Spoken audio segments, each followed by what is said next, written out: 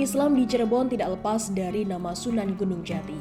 Beliau adalah salah satu wali Songo yang disebut membawa peradaban Islam di Cirebon mencapai masa kejayaannya.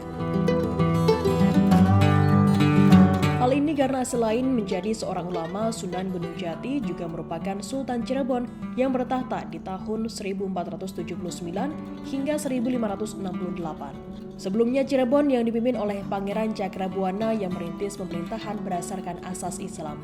Cakrabuana atau Walang Sungsang adalah uwa dari Sunan Gunung Jati. Orang tua Sunan Gunung Jati adalah Raja Abdullah atau Syarif Abdullah dengan ibunya bernama Rara Santang, adik Walang Sungsang yang merupakan putri Prabu Siliwangi asal Pajajaran dengan gelar Syarifah Mudaim.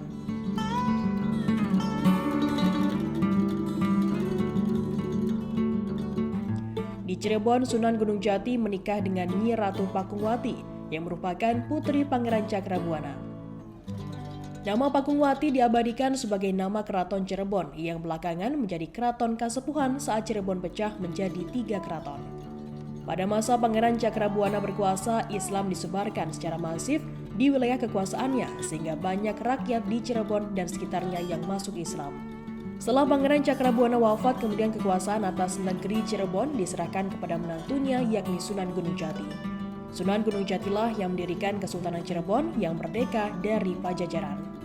Di masa pemerintahannya tak hanya di bidang keagamaan yang berkembang, namun juga bidang politik dan perdagangan di Cirebon yang juga maju sangat pesat.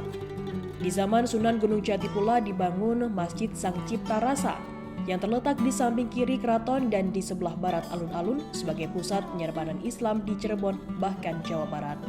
Sunan Gunung Jati menggunakan pendekatan sosial budaya untuk dakwahnya yang membuat ajaran Islam dapat dengan mudah diterima oleh masyarakat.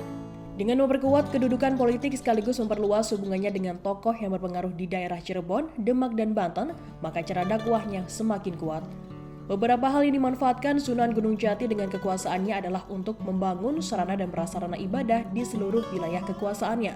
Kemudian Sunan Gunung Jati juga membangun jalur transportasi sebagai penunjang pelabuhan dan sungai untuk memudahkan penyebaran agama Islam.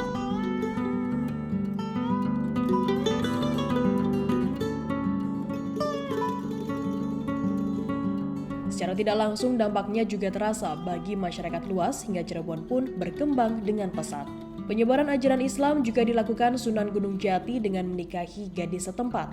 Sunan Gunung Jati meninggal diperkirakan pada pertengahan abad ke-16 dan dimakamkan di puncak Bukit Sembung yang khusus didirikan di pinggiran kota Cirebon. Makam Sunan Gunung Jati hingga saat ini masih kerap dikunjungi oleh masyarakat yang ingin berziarah dan menjadi salah satu tujuan wisata religi di Pulau Jawa.